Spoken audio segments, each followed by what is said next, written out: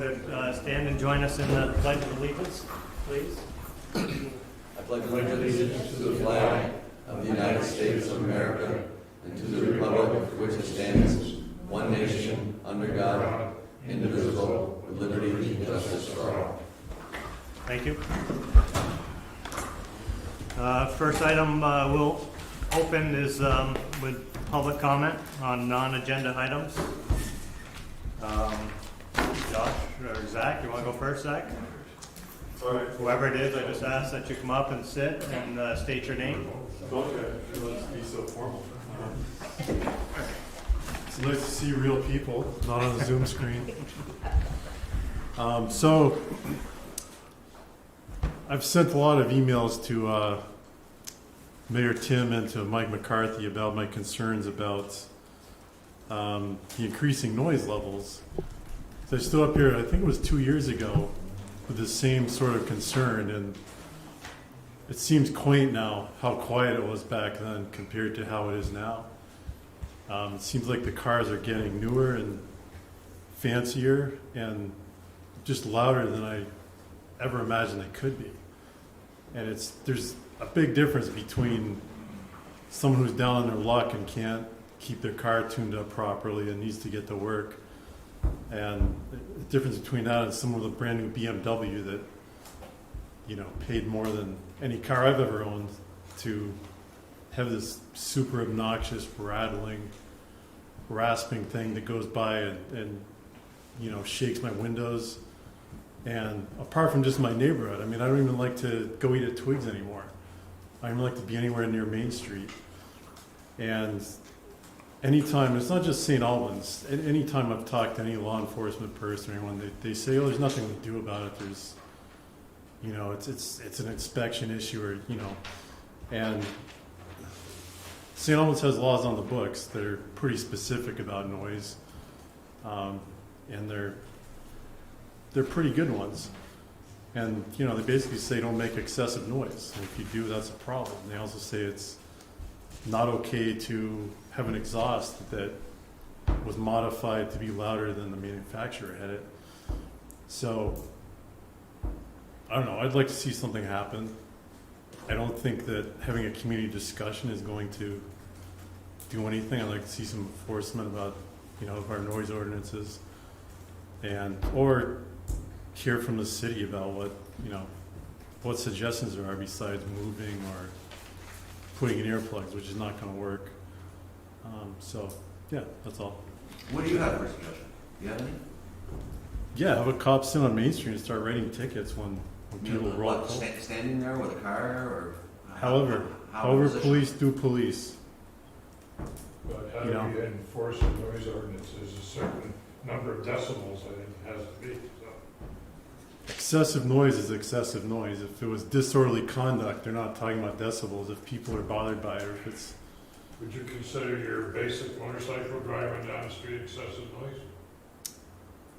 I'd consider the average motorcycle in St. Albans I would consider excessive, yes. I don't know about, you know. So Josh, just so you know, I shared your email with the council. Yeah. You know, I told them I had invited you as well. We've all discussed it in some form or fashion, not just recently, but in the past as well. Yeah. Dom, what was you were going to do some homework? Is that how we sort of left that? That's really the problem, Josh, is I didn't get my homework done. Okay. You know, let me visit with the chief. Maybe we can take a run at it. You know, with the climate in the country right now, law enforcement's cowed, right? And they're reluctant to exercise their police powers, Right. and even more reluctant to do so. The more subjective something is, the tougher it is to get them to do it right now. Yeah. Right? So, you know, the officer discretion, you know it when you hear it standard, they're a little gun shy. And Yeah. everything we've told our officers is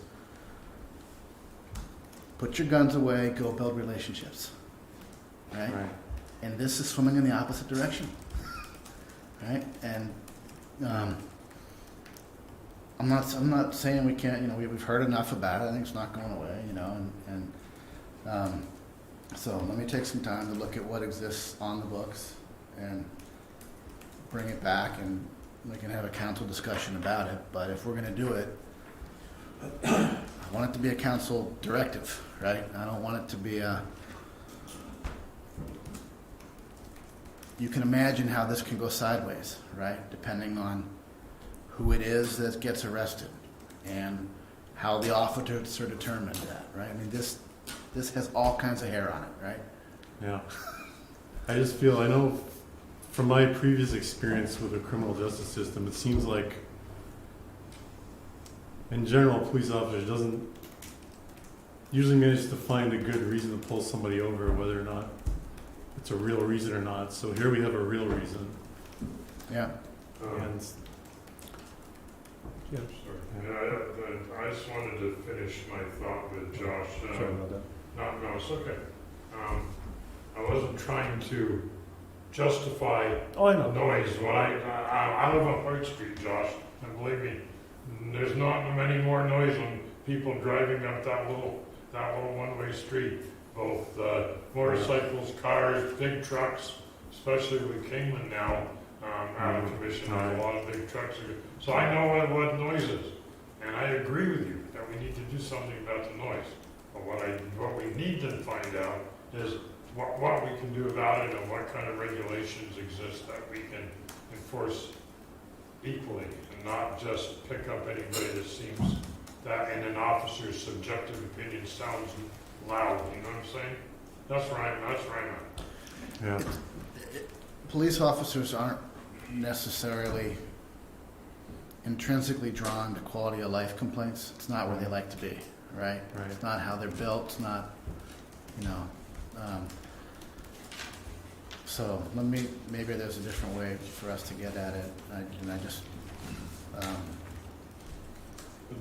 Don, I was thinking not necessarily an arrest as much as a ticket, or Well, yeah. I couldn't see arresting somebody, but issuing a ticket. Yeah, that's all, but let me take a look at it and see if there's a creative way to get out after it. Doesn't seem to be going away. Right. The other thing we talked about, Josh, is manufacturers aren't helping us any because they're promoting that loud muffler. Well, you've got yipes, yeah. Yeah. Well, not just the Yipes, but even the newer cars, right? I mean, Yeah. I looked at my motor guy. So a lot of new cars come with a quote-unquote sport button, so it makes the exhaust louder, so it bypasses the muffler. So your new Corvettes, your new Jags, the new Mustang, they all have that button on. And that's stock from the factory. Yeah. I'd shared with them, I'd heard on the radio, I didn't pursue it, but New York State is looking at legislation relative to that, to the same issue, whether, I'll be curious to see what they, Right. if anything they do. But So if we go down this road, my only thing is, I want to say is issuing tickets is probably not going to be the best thing, because now you have someone that needs to pay a ticket on top of, oh, I need to get my exhaust fixed, and so it's like a double whammy. That's good. So, Give them a choice. I want to make sure that if the object is to quiet and we have any recourse to do that, that's the goal, not ticket people. Are there any counselors who are pro noise? I'd like to add something to that, Josh. Not only the engine noise and the exhaust noise, but also, and you've heard it, I'm sure, the blaring radios coming out of these cars that would wake up the dead. I mean, that needs to be addressed too. The windows vibrate. Yeah. I mean, anything else, Josh? no, thank you for listening. Hopefully we'll keep talking about it. Yep. No, I encourage you to, Thanks for coming. Thank you. thanks, Josh. Thanks, Josh. Chad, you're real close to losing your sign over there. It's teetering. Mr. Scheffler, I know what you're were you up? How are you, Zach? How are you guys? Good, thanks for joining us tonight. It's good to be here. I wanted to chat with something that I was made aware of in I think it was the last week or so. And like many of you, I was a little disappointed that there's more hate coming up to St. Albans. And while I was disappointed and a little sad, some folks got together and they're looking to provide a counterpoint, something that promotes inclusion and belonging and equity. And that's this Friday. It's July 16th. It's at 6 p.m. It's in the park. I encourage you all to come and if you can, help out. We need food and tables and drinks. There's going to be the Vermont Freedom and Unity chorus there. It'll be a good time. Family friendly. I'm talking games and face painting and everything like that. Everything that I think a community wants to see in this town. It's over in Taylor Park. It's at the gazebo there. So that is what I wanted to come here and say to y'all, is to ask you to be like some kind person, an anonymous donor. They gave us, I don't know, $50, $100 to cover the gazebo rental, and that was a big help. It's a small thing in some ways, but it's a big thing in others. So if you have any ability to bring tables and chairs, even bring yourselves to have a good time and to join the community in something that includes everybody, and is trying to tell those in our community who maybe feel on the outside that we're all here in it together, and that not only that, but we're really committed as a city and as a community to equity and belonging and encouraging that and being good neighbors and all that stuff. So in any way you can help, on Friday the 16th at 6 to 9. So what's the event called again? It's called the Community Rally for Togetherness, and that's what it's all about, is being together in peace and good spirits and there for each other. I think that's important, especially important to remember, as you mentioned, in tough times and troubled times like this. So that's my personal call to action. It's been it's been quite a week, but it would really mean a lot to have your help. Anything the city can do as far as spreading awareness of the event on their websites or even your personal Facebook pages or others. If you search for Neighbors for a Safer St. Albans, you'll find it. And I posted it on Front Porch Forum today. You can find all the links you need. So it would mean a lot, just to me personally and to others more than you could know. So all of you, that's all I ask. And I really do thank you for your time and attention and listening. It means a lot. That means a lot too. Thanks, Jack. Can you send me what you want me to bring? Absolutely. If you want water or whatever, just let me know. I can Yeah. Gatorade. Dude, Gatorade, heck yeah. If there's anybody else, I'd be happy to send you resources and a list of things that we need. I have all y'all's email contacts. Just send me the list and I'll see what I can get. Right on. Yeah, That sounds- thank you. Zach, Hey, will you have loud music? I'm just kidding. Just kidding. Depends on how boisterous the chorus gets. They're a pretty happy bunch, and they're really excited to be here. I can't tell you how much it means to the folks coming here. They're going to be folks speaking about what the day means and how important it is, the reality of the situation, and the happiness that a lot of us feel. So, yeah, I think they're going to be pretty pumped.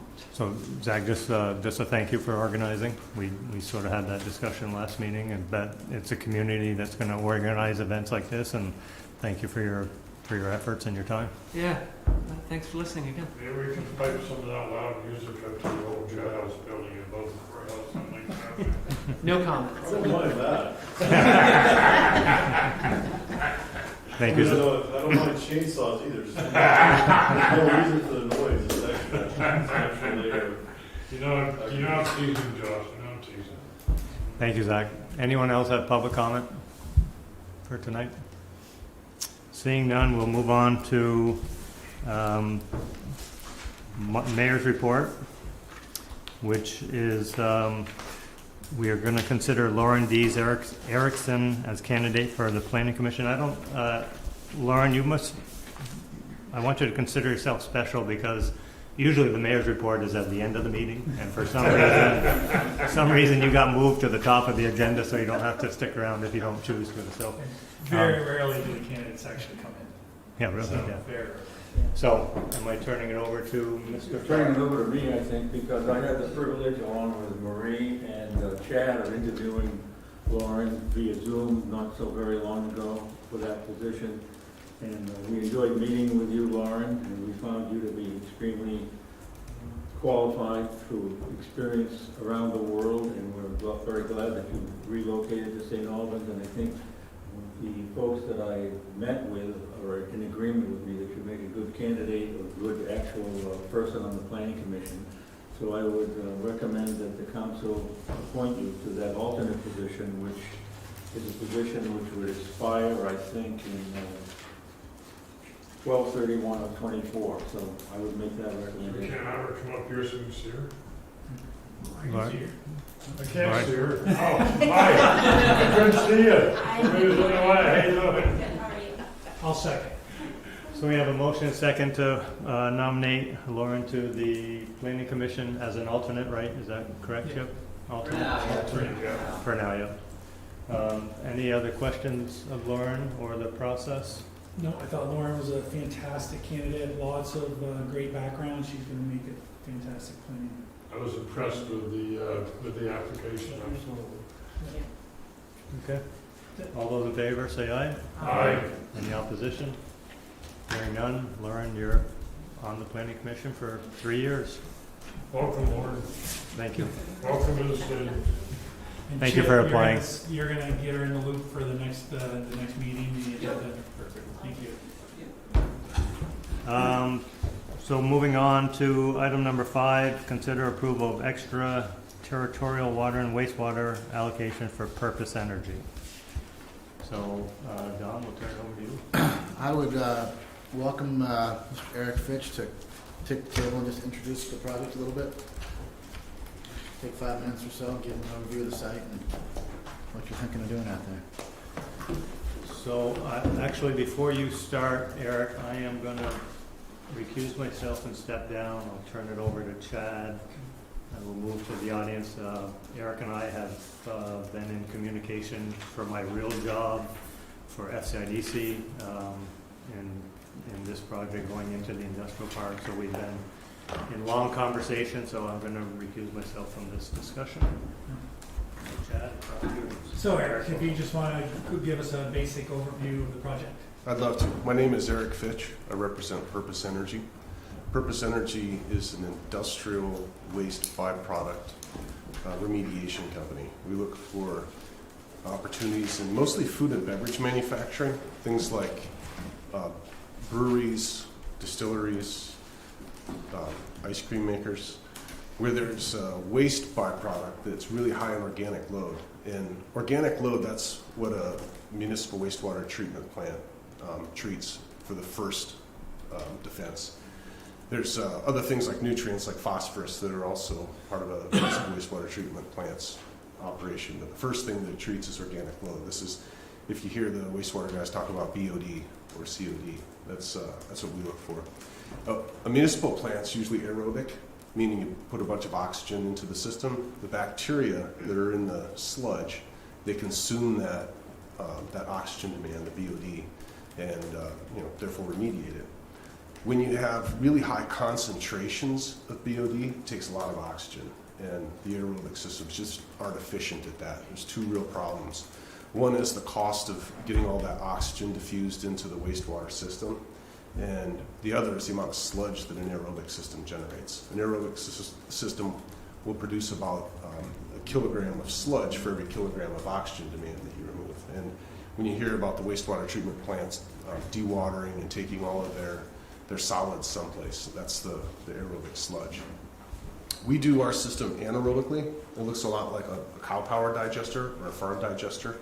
It's just tailored for an industrial setting. We take the industrial waste, we treat it anaerobically. Because it's anaerobic, we don't have to inject oxygen. So from an operating cost perspective, it's more efficient. Also, the yield, instead of a kilogram per kilogram of sludge per organic load, it's only about 5%. So we generate a lot less sludge as well. So one of the opportunities that we've identified is here in the St. Albans Industrial Park. We'd like to locate a facility adjacent to the Ben & Jerry's plant, just to the south side of Ben & Jerry's. share a property line. There's a lot of material that gets trucked off-site right now. Mostly it's pushing product through pipes and vessels in between runs. A lot of that gets trucked to one of our facilities in South Burlington, Vermont, and I would say that it's trucked to different farms and digesters all around the state because of its volume. We'd like to put in a system next door to it, and we can pump that waste to our system, completely eliminate those trucks. And the amount of electricity that we can produce is a little over a kilowatt. We've got a 20-year power purchase agreement from the state of Vermont through the Standard Offer program, where they'll buy that power from us. So the project will take waste that's currently trucked off-site, they'll process it anaerobically next door, it'll produce electricity that we pump to the grid, and then the treated wastewater we would like to send through the sewer system to the St. Albans City Municipal Wastewater Treatment Plant. And that's the nature of our discussion tonight. We'd like a permit to be able to send up to 50,000 gallons a day of treated wastewater to the Municipal Wastewater Treatment Plant. Thank you. Any questions?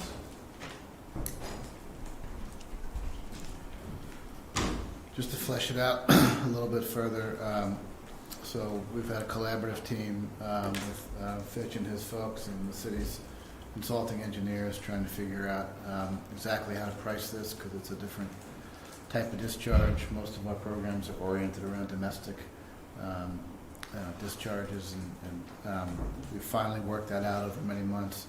So what's in your packet is a series of staff are recommending the granting of the allocation, and there's a series of conditions which we've negotiated with Eric. So we recommend granting the allocation consistent with the following conditions: payment of all allocation fees up front or delayed with interest under the ordinance, 6% a year. Annual supplemental payment of $15,000 for additional phosphorus loading, and that is subject to an annual percentage increase commensurate with the wastewater budget. So if the wastewater rates go up by 2%, then there'd be a 2% increase to that surcharge of $15,000. Phosphorus limit of 7.5 pounds per day, and payment of annual affiliation fees based on the assessed value, and any other requirements of the city ordinance. Okay, so we have a motion with those conditions. I know very little about this, but if the staff recommends it, I'll make that motion. Okay, so is there a second? I'll second. Okay, any other discussion?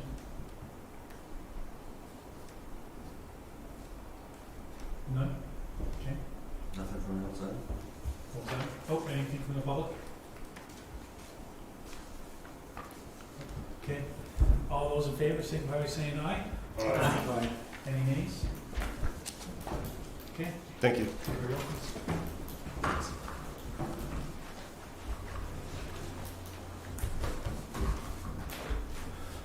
Just to let you know, Tim would have done that 2 or 3 minutes sooner than you did. Talk about slush. That's 2 or 3 minutes it took him to recuse himself. Thanks for the support, Tim. Okay, Fitch, thanks for joining us, making the trip up, appreciate that. We're going to move on to the next consideration of extraterritorial water and wastewater allocation. And this is for Rocky Ridge Construction LLC. Is that you, Pete? Are you? No? Yeah, I don't think anybody's here to speak to it.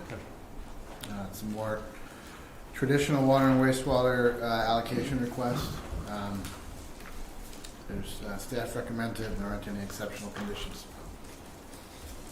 Okay, entertain a motion to accept. Motion by Chad, second by Jim. Any further discussion? I was just trying to, by the map, just where exactly is this located? Top lower Weldon, but I didn't do a site visit. Or do it. or lower Newman, excuse me. Yeah. Sorry. Do you know where it is there? Which- Isn't it down below the city garage down there? It's below the state garage. State garage, yes. Solar panels they just installed. King Yano did a development Oh, yeah. 3 or 4 years ago. It was just beyond that level. There's a road going in now. Yeah. Yeah, okay. Okay, we have a motion and a second. Any other questions or comments? Hearing none, all those in favor say aye. Aye. Any opposition? Hearing none, the motion passes. So we're gonna move on, what's that? What? See just how that works. Going on in item number 7, consider authorization to proceed with pool construction at project at Hardak. That's what you're here for, Peter. What do you mean? I didn't You're here for read a down reason, from it. just, like, Could have been out on the boat, yeah. Sandy Beach is, I don't go there. okay. Too busy. I was gonna say, not anymore, won't be. Okay, let's turn it over to Dom. Yeah, Peter and I have been working as a tag team on this, and Peter's been doing a deeper dive on it. But we had some real sticker shock when the bids came in, due largely to COVID. We were the original bids. Difference between the estimate was, in round numbers, 500,000. And Peter and his team's gone to work in trying to figure out how to get that under control, bring us back down within striking distance of our voter-approved items, which is 4.75 for the pool. There's been a number of value engineering and smaller adjustments along the way, many of which are continuing. But one of the ways that we got there was we took out the demo of the existing current pool from the Hardak project. And we think there's some more work to be done, and just that noise. Just talking with the school about what, if any, of the existing building they would like to reuse. We think we can self-perform some of the site work using Public Works, and all of that will be dealt with under this proposal under the FY23 budget. Likely, if there's with some short-term borrowing or internal borrowing as part of it. We also reduced the performance bond requirements, and what we will do instead is we'll have monthly lien releases, which minimizes our exposure through that to just about a month's worth of work. We've got it down to 200 grand. That includes a 100 grand contingency. So we're still carrying about 100,000 that we're continuing to work towards. There's a call coming up to deal with some HVAC issues, which presents the greatest opportunity, I think, for some value engineering. In all instances, the 250,000 for Houghton Park has been protected. We haven't looked to dip into any of that. But we're up against a threshold of we really need to start this project this month, or it's not going to be ready for next year. And that's the question that we're asking for tonight is a motion authorized to succeed. But before we discuss that, Peter, details you would flesh out or things you would identify for me? Just to put it maybe in perspective, I know $500,000 is a lot of money. Don't get me wrong, it certainly is. But it's about 10% of the project costs. And I feel that the construction team has done a good job keeping it to that level, considering what's going on in the marketplace. It's just like the Wild West out there. The subs cannot get help, therefore they don't bid jobs because they don't have the help to do the jobs. The supply chain is in complete disarray, and you cannot get many materials when you need them anymore, like you used to be able to. And those materials, when you do get them, have gone up in cost. I mean, you all have heard the word about the lumber prices. What also impacts copper, most metals. It's just crazy. I had a recent project that's gone to construction that we had to redesign the roof steel because the bar joists that we had designed originally are 6 months out, and normally they're 3 months. So we had to redesign, and it's just crazy out there, and it's an unfortunate time for the pool project, but we do need to get it built, and I think getting that $500,000 overrun down to 100 to 200,000 is a big. It shows a big effort on the construction team's part, and we're not done. As Dom alluded to, we believe there's money to be saved in the HVAC system. We're considering abandoning the engineer's design and going with a design build by an HVAC company that's been invested in this project since day one, thanks to our construction manager, Peach CM. They've got a very good relationship. So we're hoping that we're going to save a good share of $100,000 in that effort, but we don't have those numbers yet. We're also looking at some architectural value engineering items, and that's a call that we're having, I think it's tomorrow morning. Laz Skangus is the architect. He's going to be on there, and we're going to talk about some changes that might save money on his part of the design. So I think we're going to get pretty darn close to the $4.75 million that the voters approved. I can't guarantee we're going to get all the way there, but we're working hard to get as close as we can. Peter, all permits are in place? Not completely.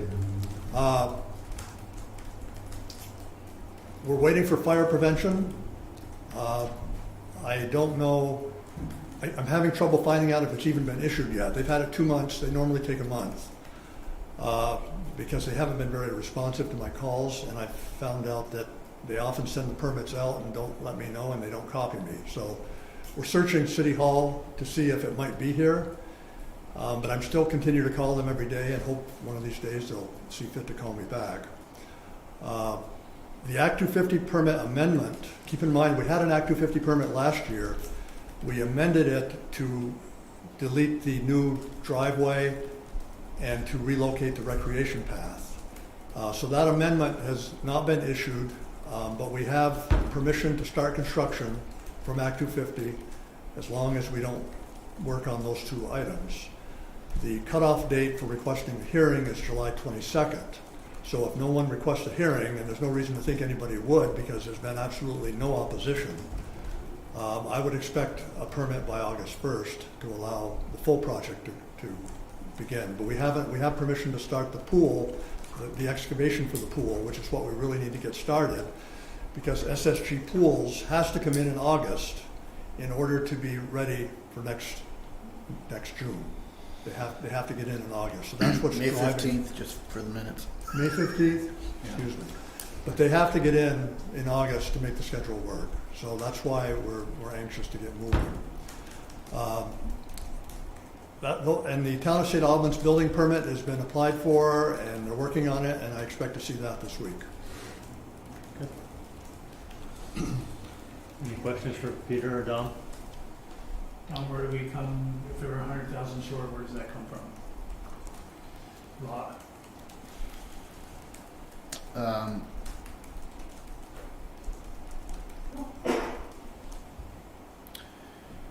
It depends on the context of the rest of the budget, right? So it could come from other non-property tax revenue sources flowing into the general fund, fee-for-service projects.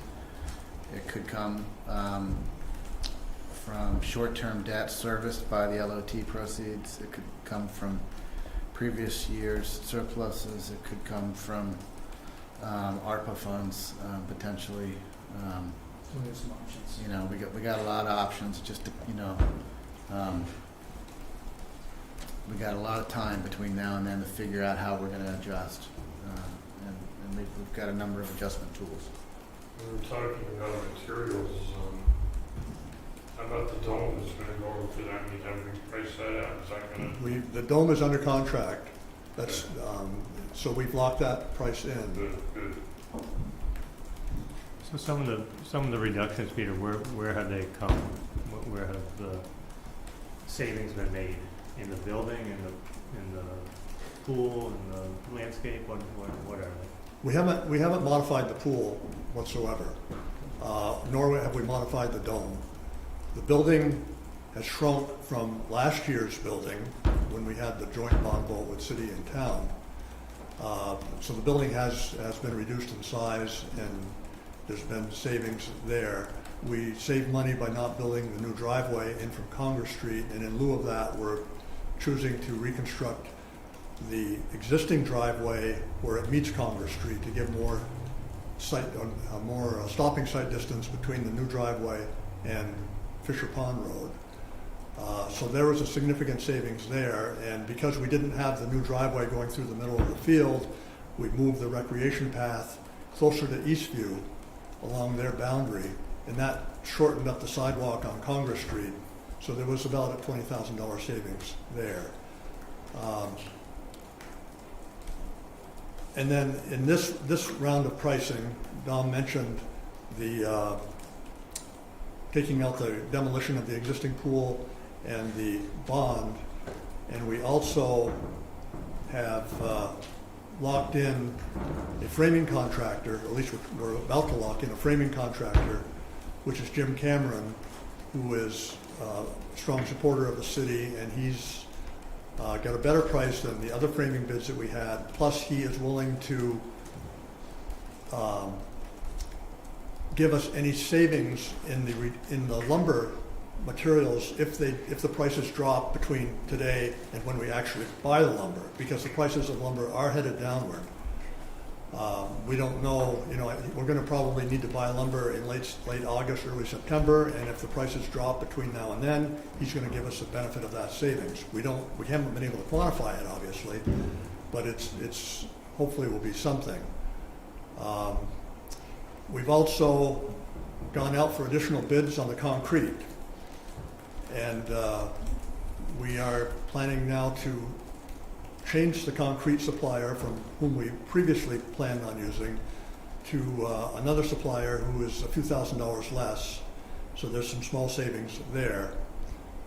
A lot of fit and finish type of stuff in the pool house, looking at Right. the treatment for the floor and That's right, yeah. And doors and windows. And instead of a polished concrete floor, we're going with an epoxy floor, which we think it saves $10,000, and it's actually probably better in a pool condition than a polished concrete floor, which can be slippery. So there's a lot of little things that we've been looking at, and we're still looking. We're going to spend the next 2 to 3 weeks trying to refine the number. Good. Anyone in the audience have questions? Seeing none, entertain a motion to authorize to proceed. So, Motion by Jim, is there a second by Chad. Any further questions or discussion? Hearing none, all those in favor say aye. Aye. Any opposition? Hearing none, motion passes to proceed. Thanks very much. Thank you, Peter. Thanks for coming in. thanks, Peter. Moving on to item number 8, which is the ability to designate Tom Lights as the authorized representative for the U.S. Department Treasury Coronavirus State and Local Fiscal Recovery Bonds or funds. Is Tom with us? Tom's got a family dinner tonight, so I'm tea lightsing, so looking for a motion as presented. I made the motion. Chad made the motion. Is there a second? Second. Second by Marie. Any questions for Dom or comments? Hearing none, all those in favor say aye. Aye. I got 2 ayes so far, 3 ayes, any more? 4, 5. Any opposition? Start showing you. Any opposition? Hearing none, motion passes.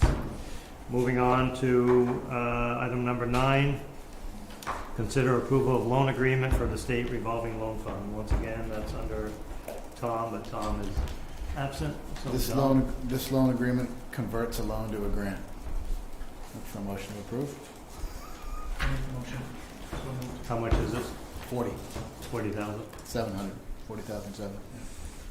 40,700. Motion by Chad, is there a second? Second. Second by Jim. Any other questions? All those in favor say aye. Aye. Any opposition? I'll oppose it. Just, we hate to get free money. No, motion passes unanimous. Moving on to council reports. Well, we start on this side with James. Do you have anything to share? Just one thing, and I don't know if I haven't noticed any. We used to have signs in the city at certain intersections about like compact cars only, things like that, because the parking spot at the top of Hoyt, to the right, is there's often like extra long bed trucks that park there. It's very difficult to see and to get around it. They really would. And I don't want to eliminate our parking, because Lord knows there's parking. But if we could have something to limit the size of the vehicle that parks in that spot, I think it would be a lot easier for all of us to get off the street. I'll make the motion that it's a right-hand turn only at the top of the light. That'll fix it. Yeah, that would okay with me. A lot of people would object to that, though. There'd be a lot less traffic coming up White. I think you make a good point, Jim. I've struggled with that corner myself. So. It's one of the constituents that really raised it to me is one I'm married to, so I have to really bring that up. So you could take it up with her, Chip. I'm afraid. So, Chip, is that yours or Marty's? It's a little bit of both, actually. bit of both. Yeah, we can get after that.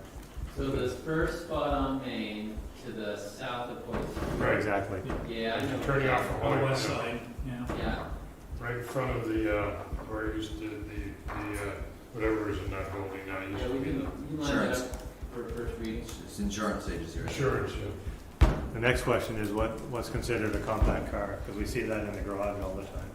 Yeah, the compact I size. forget, there's a rule. There's actually a definition. Yeah, There's, there's something we've been following, I forget what it is, but small. Small. It's one of those subjective things we were talking. Yeah. okay, anything else, Jim? That's it for me, thanks. Marie, what's going on in Alamont? Alamont, beautiful. Quiet. Nothing really for me, just a comment. It's nice to see the Maple Fields building going up quickly and it's looking good. And I think that's going to be a nice addition to Lake Street there. And also glad to see that they're fixing finally the siding on the hotel. That's Did they start on that? I saw the scaffolding out. yeah, they've got all the Oh, they they've got did? most of it ripped off. Oh, they did? Yeah. So, but other than that, things are pretty quiet, so to speak. Okay. I just want to thank Marty for Lower Newton Railroad Tracks. I don't know what he did, but they are going to get fixed. So I don't know if he slipped some money under the table or something. But, He's paying for it.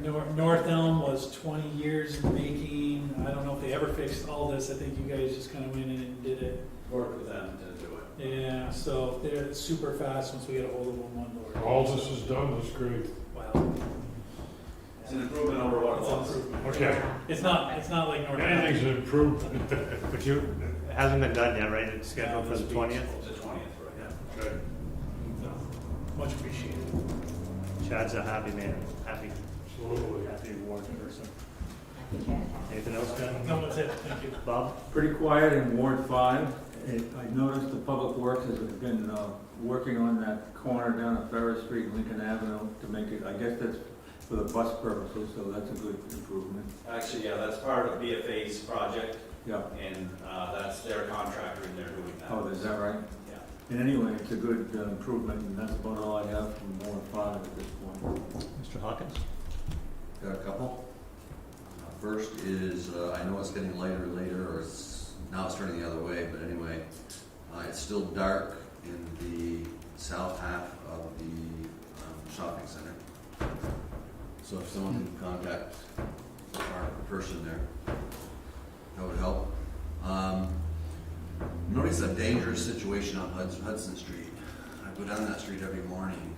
People right there in the corner of the building. right? Yeah, and I know there's people like to sit outside, and there's nowhere for these people to sit outside, and they're sitting down right in the road. And they've Right. got their dogs right there, yeah. And I hate to bring it up, because I know they enjoy being out there, but my God, that is dangerous.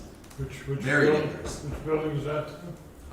It's you know where Backstreet Bar is, Yeah. right? And then the little shop before that. Right. And then the building that's on the corner of Main and Hudson, the people that live in the apartment. It's the back, it's the back side of our Are building. using the steps as their place to congregate in the morning, which is okay, but they've got their dog out, I know, but they've got the lawn chairs out there and everything else, they're in the street. I have seen the dog out there, but I didn't realize they had lawn chairs out there. If there's anything that we can do to help that situation out, I don't know what it is we can, but it's very, very dangerous.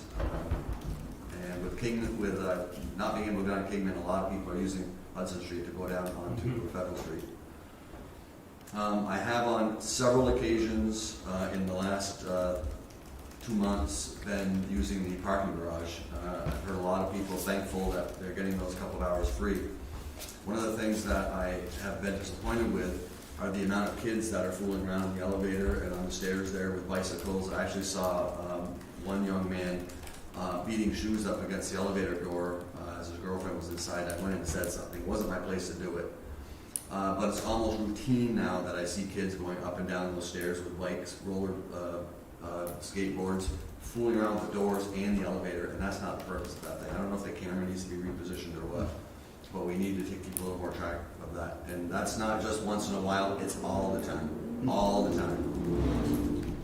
Can I just dovetail on that? So I've received complaints for those in the Champlain housing, even at night, 10, 11, 12 o'clock at night, there's kids riding, kids or others, on the 4th floor, hanging out, bikes coming and going, scooters coming and going, they skateboard, so I was gonna share that as well, but there's, it might make sense to have, and I think PD does go up and down, but maybe not enough, and later in the nighttime might be worthwhile. Yeah, okay. It's almost like a playground for Yeah. the kids. So, Amtrak is getting a little bit of revitalization, and I just happened to go down there. I was talking to John at Boston Taylor the other day, and I went down behind there. I haven't been there for a while, and it's getting pretty dumpy looking. We've got a nice system there, and it's just so much to go down there and take a look at it. But the station, the building? Yeah, Out the back. area around it, it's tires, junk, cars. Trees growing up. Yeah. Is it Amtrak property? No. That's all I'll say about that. And then the other thing is, the downtown's looking so nice. I hope we as a city are not going to forget about Hudson and Center Streets. I hope we're going to do something. It doesn't have to be a complete what we're doing on Kingman Street, but a little bit of a rehab for those two streets as well. They're core streets in the city as well. People utilize them. Just put a new sidewalk and curb in on Yep. Center. Are we going to pave the streets or something like that? Because Yeah. that'll really make it look nice with all the streets in a line looking, all kind of giving it a nice upgrade. And I just hope we don't forget about those two streets. Not a lot we can do on No. Hudson, maybe from the theater down, but not up. But Yeah, that's a tough street, but Center Street is, they're trying to do some business on that street, and there. I just hope that we can continue on with what we're doing downtown, spend a little bit of effort. There doesn't have to be anything great, but just spruce that up a little bit. And that's all I have, other than the fact that I do agree with Josh, who's left, about the noise. I live on Brainerd Street, and my office is on Stebbins Street, and it's all day long at my office going up and down that street, and I can hear it all the time. But on Brainerd Street, which is a heavy traveled street for people to get from one part of the city down into that corridor of Main Street, it's pretty dangerous. These little small cars are making a lot of noise, and they're driving pretty fast. That's all I have to say. We're gonna backtrack and go to Chad for one more. So maybe on like the side of the theater, maybe those windows that are boarded up, like a painting or something, have open doors or something, do that. I just want to thank Marty's crew. I left for work at 4 o'clock this morning, and they were out striping. So they've been doing that at night. I think that's been really helpful with traffic. That works too. 100% that works. Yeah, they've been coming in, half the crew's been Yeah. coming in at Chuda. Yeah. So they were working that lower Weldon, upper Weldon corner this morning. That's so much better than trying to do that during the day. Probably a So lot we safer. appreciate it, Marty. Yeah, Will do, thank you. yeah, a lot safer for them. I think a lot safer. Yeah. And and it gets to dry a little bit before cars start, making that ghost white paint, as they try to get the cars on the other side so they can paint the other side. More efficient. Yeah, please thank the crew. I had a couple things. Main Street Car Show, or Kingman Car Classic, is this Saturday. Be held on Main Street. Marty, has the team discussed logistics and all that? And Yeah, when Paul had sent out an email earlier, and we've got all the barricade signs and Do you know if the organizer has touched base with the farmer's market? Are they, I think they're, I had an email with the farmer's market manager, said they were talking to Kathleen. Okay, good. Yeah. Okay, thanks, Chip. Going back to Amtrak, there's a kickoff Monday morning at 8:30. 8:30. Just anyone who's interested who wants to take a ride on the Amtrak, they're charging $1. Where are we going?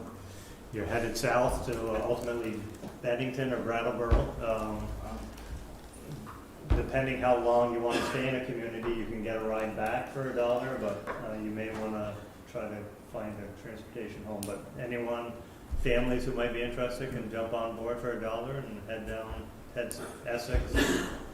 What are the stops? Essex, Montpelier, Springfield, I think, and Bennington and Brattleboro.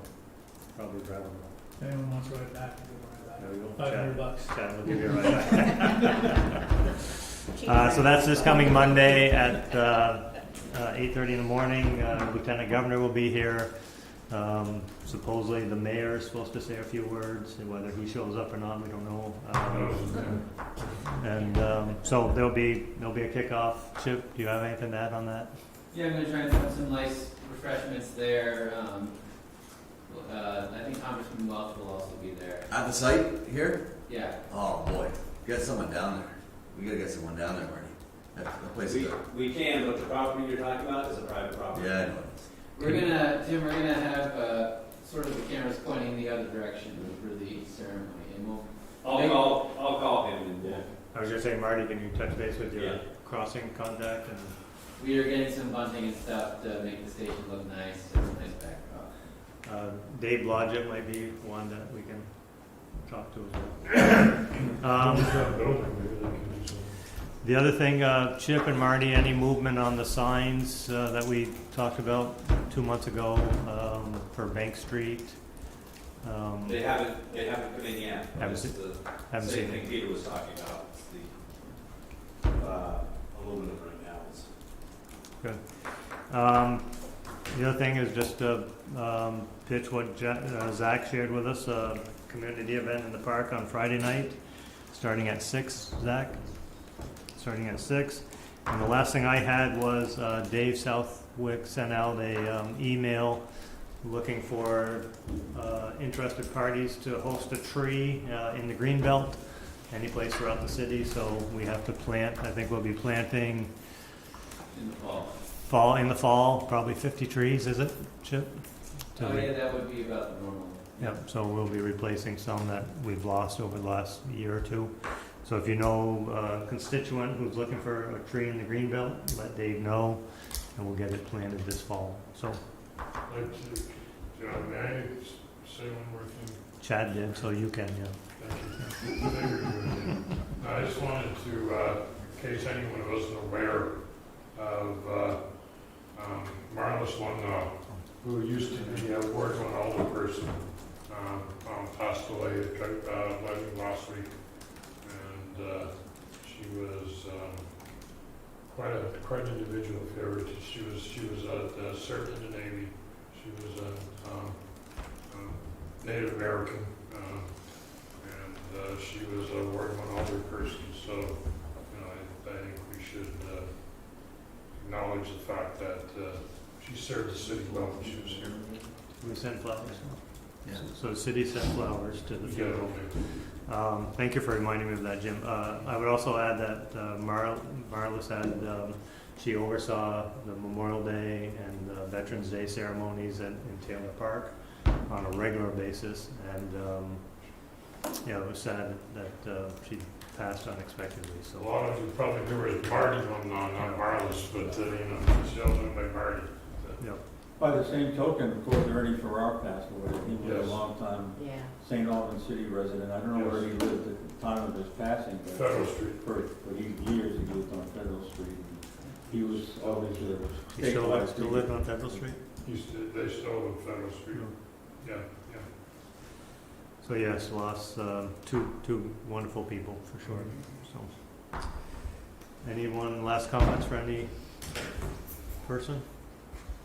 What's that? Showers on Saturday. No, so, showers on Saturday, car show could be moved to Sunday, I think, is Marty's, Yeah. the rain date was Sunday. Okay, let's move on. Is there any other business, Tom? Consider approval of warrant 6/30/21. Motion to approve warrant 6/30/21. Second. Motion by Tim, seconded by Jim. Any comments, concerns? Hearing none, all those in favor say aye. Aye. Any opposition? Warrants pass. Motion to approve minutes 6/14/21. Second. Abstain. We have a motion to approve the minutes from 6/14 with Marie abstaining. All those in favor say aye. Aye. Anyone opposed? Any changes or corrections? Hearing none, motion passes. Item number 14 was executive session that we do not need. We will not be going into executive session. So I would entertain, let me just first point out that we were scheduled to go to 7:40. Keep talking. So I'm 5 minutes ahead, if I get a motion to adjourn pretty soon. So, Motion by Chad to adjourn, second by Jim. All those in favor say aye. Aye. Thank you all. Thank you constituents for showing, and Fitch making the trip. Chip, thanks for coming. Thank you all, and hope you have a nice evening. No.